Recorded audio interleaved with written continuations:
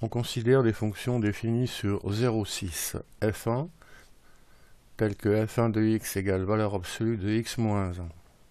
Par exemple, f1 de 0 c'est 1, la valeur absolue de moins 1. Le calcul est écrit, le point rouge le représente.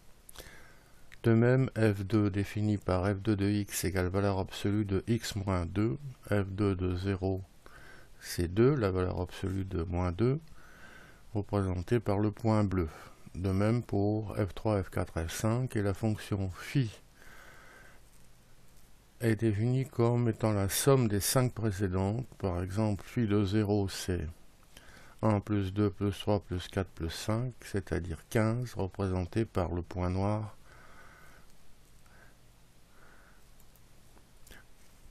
Dans la page suivante, on est invité à constater que phi de 0, c'est 15 ici.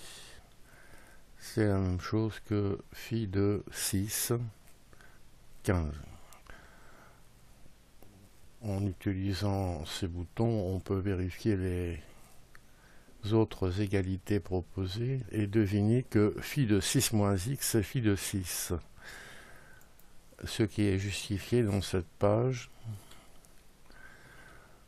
Par exemple, le point de la courbe représentative d'abscisse 1, c'est M, et le point d'abscisse 6 moins 1, c'est-à-dire 5, c'est M', ont même ordonnées, c'est-à-dire que la droite MM' est parallèle à l'axe des abscisses. Le milieu de MM' a pour abscisse la demi-somme de celle de M et M', et on trouve que c'est 3. Constant, l'abscisse de I milieu de MM' est toujours 3. I se trouve sur la droite rouge ici d'équation x égale 3.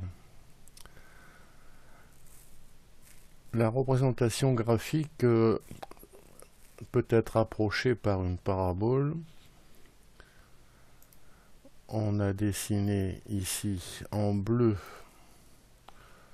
une parabole qui passe par M2, M3, M4. On peut deviner, voir que cette parabole a pour équation grand Y égale grand X carré. C'est la fonction carré de référence. Si on prend ici le repère M3 grand X, M3 grand Y. En appuyant sur ce bouton, on devine que cette parabole passe également par les 4 autres points. La démonstration est faite ici, et en revenant au repère en petit x, petit y, l'équation de cette parabole, c'est y égale x carré moins 6x plus 15.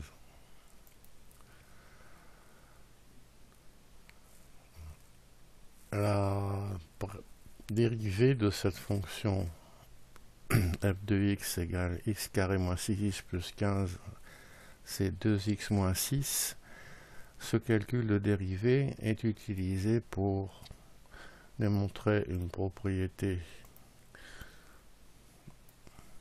attachée au point rouge ici, dont l'abscisse est celle du milieu du segment M1, M2. On voit que la tangente à la parabole est parallèle à M1, M2. On peut constater la même chose pour les autres segments. La démonstration est faite. On peut la reprendre